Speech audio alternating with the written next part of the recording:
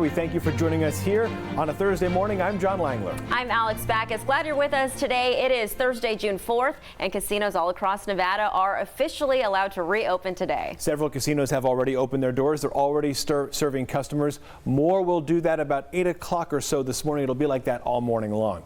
Right now in downtown Las Vegas, the Golden Nugget, the D, the Fremont, the California, they are all open. The Plaza and the El Cortez open a little bit later on. Bianca Holman is live this morning at Red Rock Casino, which also did open last night out in Summerlin, but we're going to start on beautiful downtown Fremont Street. After 2.5 months in the dark, Old Vegas open for business once again. Yeah, and Hector Mejia is there live. So Fremont Street is also taking measures to keep guests safe. You could see the people in the background and hear all the noise there where Hector was.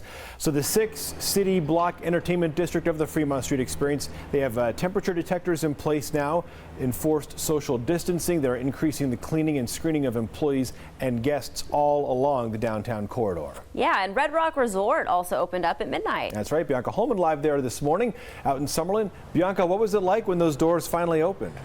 Several other resorts open later this morning. 8 News Now will be there live as it takes place. You can find out more information about all the reopenings on air and online at 8newsnow.com. You see the hashtag there, hashtag reopening Las Vegas. Perhaps you're getting home now from having been out at midnight. If you took some pictures, use that hashtag. Let us see what you got to see when you went into the casinos around town. It's now 6:08.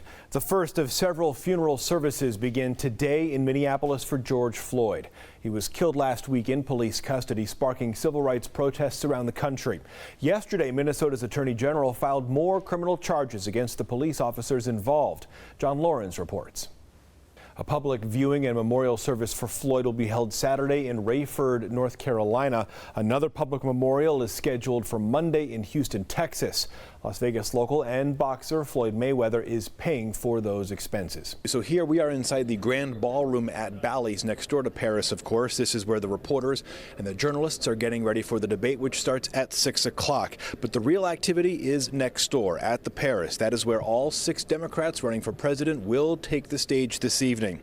Right now, polls show that Senator Bernie Sanders is leading the race right now. A variety of polls suggest that. But tonight's debate really could play a major role in how Saturday's caucus goes here in Nevada. Former Vice President Joe Biden looking for a strong performance to keep his campaign alive. Senators Elizabeth Warren, Amy Klobuchar, and former South Bend, Indiana Mayor Pete Buttigieg are all hoping Nevada can push them towards the front of the pack.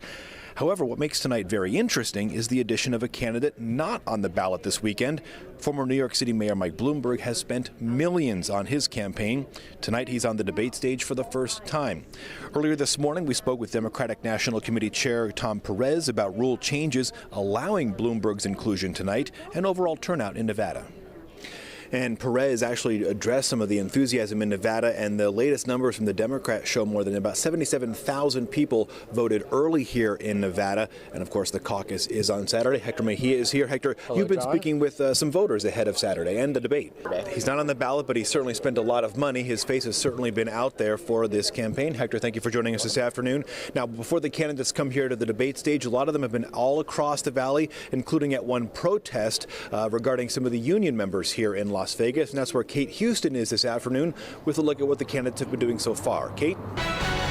Welcome back. It is Nevada's Day in the National Spotlight. It is Caucus Day 2020. Thank you for joining us this morning. I'm John Langler. I'm Kirsten Joyce. People will be heading to caucus sites very soon, and for some, they could be headed out in the rain. Yes, dodge the rain, bring your umbrella. Let's get to Sherry Swensk with your most accurate weather now forecast. Good morning, Sherry. All right, Sherry, well, rain or shine, Nevada will choose a Democratic presidential candidate by the end of the day. Also, we want to introduce you to Dave Price. Hello, Dave. Hello. You're with our Next Star station in Des Moines, Iowa. You covered the caucus there back since 2004, and the mood in Iowa, they're still talking about the caucus there, so Dave didn't get enough caucus experience, enough caucus fun, so now he's here in Las Vegas as well. All right, so the hot spot of the day is over at the Rio, that is known as Vote Central. Yeah, the votes will be counted there. We do have Vanessa Murphy joining us live.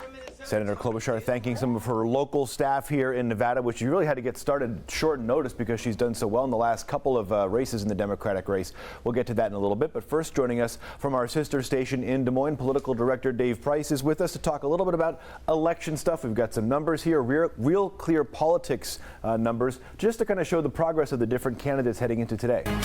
6 o'clock, it is a very busy Tuesday morning. Thank you for joining us. I'm John Langler. I'm Alex Backus, and we are following breaking news overnight. 2 officer-involved shootings following the protests over the death of George Floyd. This morning, 1 Metro police officer is in very critical condition after being shot clearing some protesters near Circus. We do have team coverage on the situation overall. Bianca Holman live outside UMC where that officer is being treated. But we start with Hector Mejia live near Metro headquarters on both shootings last night and an update from Sheriff Lombardo. Hector?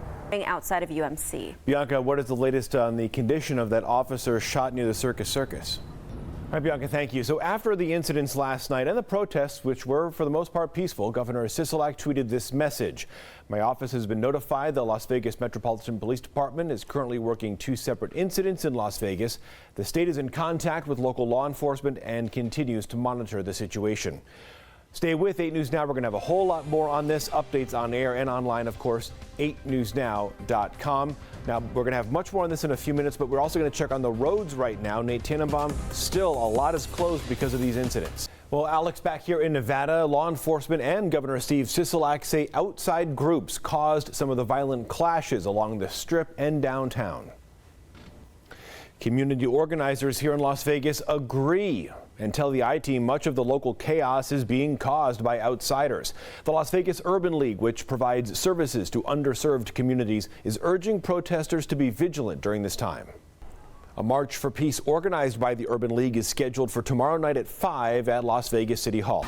Good morning to you. John Langler with you here poolside at the new downtown Las Vegas Circa Resort. Hector Mejia is live inside to finish off that chat over in the Vegas Vicky Lounge. Hector, good morning. All right, Hector, thank you very much. Very cool inside Circa. We were in there a couple of hours ago here on Good Day Las Vegas, and now we are back out at Stadium Swim at Circa, and we're sitting poolside here. There you can see the big sign. And Chad, we want to point out here, one of the features is the temperature-controlled water, and it's brisk out, but I will say the water's very warm right now. This is like a furnace. This is like a fireplace, guys. It's keeping us warm on a brisk Tuesday morning in downtown. Let's get a little bit of the history of Circa, what got us to this point. Now, the land we're on right now, this used to be where the Las Vegas Club used to be. Back in 1947, it moved here to Maine and Fremont. Jackie Gaughan, well-known, the Gaughan family here in Las Vegas, well-known. They bought the property, the Las Vegas Club, in 1962. For many years, it was one of the hottest hotels in downtown Las Vegas. The site was bought by Derek and Greg Stevens back in 2015. They bought some other businesses around here. They demolished the lot, a completely clean slate, and they started construction in February of 2019. $1 billion later, here's what we have, Circa Las Vegas. Construction started, as I mentioned, in February.